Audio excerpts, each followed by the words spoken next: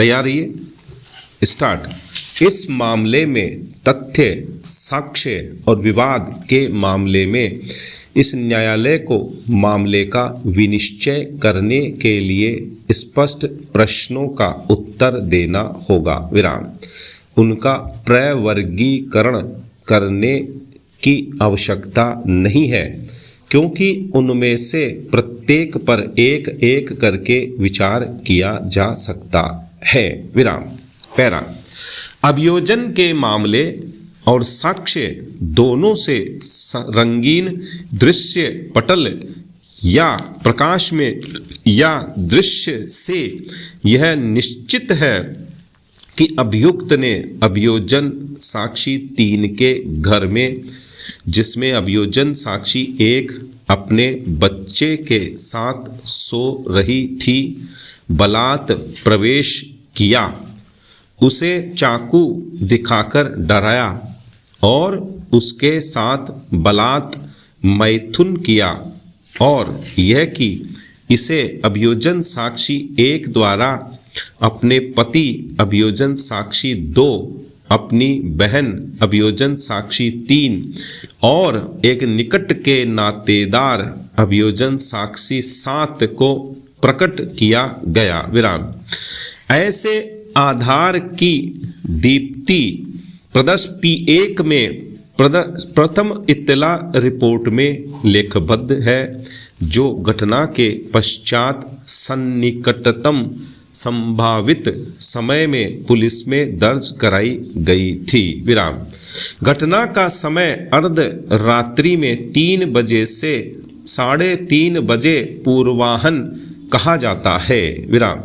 यह अभियोजन साक्षी 2, 3 और 7 को थोड़े समय में ही प्रकट किया गया और पुलिस 6 बजे पूर्वाह्न पहुंच गई और उसका कथन 9 बजे पूर्वाह्न लेखबद्ध किया गया, विराम।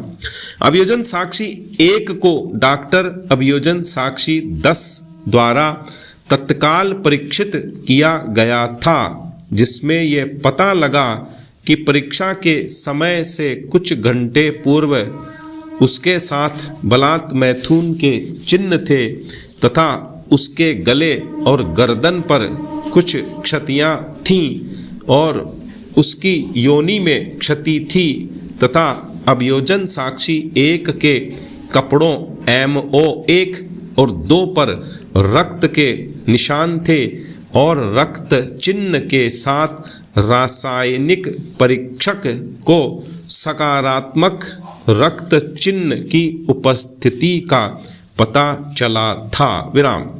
स्थल महाजर अभियोजन साक्षी 12 द्वारा उसी दिन तैयार किया गया था, विराम। अभियुक्त को कुछ दिनों में गिरफ्तार कर लिया गया था और उसका अधो वस्त्र MO4 जब्त कर लिया गया था। उसकी क्षमता की चिकित्सा परीक्षा की गई थी और उसका परिणाम सकारात्मक मिला था तथा अन्वेषण न्यूनतम संभव समय में पूरा कर दिया गया था, विराम। पैरा। स्वीकृततः अभियुक्त उसी परिक्षेत्र का निवासी था तथा अभियोजन साक्षी 4 के पास रहता था, जहां अभियोजन साक्षी 3 रहती थी तथा उसी में उसने सुसंगत समय पर अभियोजन साक्षी 1 और 2 को निवास दिया था, विराम। वह अभियोजन साक्षी 1 से 4 तथा 7 से परिचित था, विराम। प्रतिरक्षा के सुझाव से भी वहाँ पानी का विवाद था, विराम। इसलिए लोक अभियोजक द्वारा ठीक ही बताया गया है कि अभियुक्त अभियोजन साक्षी 1 से 3 के लिए अपरिचित नहीं था, विराम। यह ऐसा मामला है जिसमें अभियोजन साक्षी 1 अपने विरुद्ध बलात्संग के कृत्य के लिए किसी अपरिचित को प्रकट कर रही है, जिससे उसकी अभियुक्त की बदनामी तो होती ही तथा अभियोक्त्री का सामाजिक जीवन कलंकित हो जाएगा तथा उसे परिवार और नातेदारों के बीच मानसिक यातना और असहज जीवन बिताना पड़ेगा। विराम। इसलिए विद्वान लोक अभियोजक ने एक बड़ा गंभीर प्रश्न उठाया है कि क्यों अभियोजन साक्षी 1, उसका पति अभियोजन साक्षी 2 और उसकी बहन अभियोजन साक्षी 3 अभियुक्त को ऐसे जघन्य कृत्य के लिए विगोपित कर रहे हैं। विराम। उसका उत्तर अभियोजन साक्षी 3 और 7 की जिरह में कुछ परिस्थितियों की कुछ संभाव्यताओं में पाया जाना चाहिए था। विराम। प्रतिरक्षा ने सुझाव दिया है कि यह पानी के विवाद के कारण था या कुछ अन्य लोगों के उकसाने के कारण था। विराम। अभियुक्त ऐसे कुकृत्य में अंतर्ग्रस्त रहा है तथा यह अपराध ऐसा है कि जो स्पष्टीकरण से समझना कठिन है। विराम।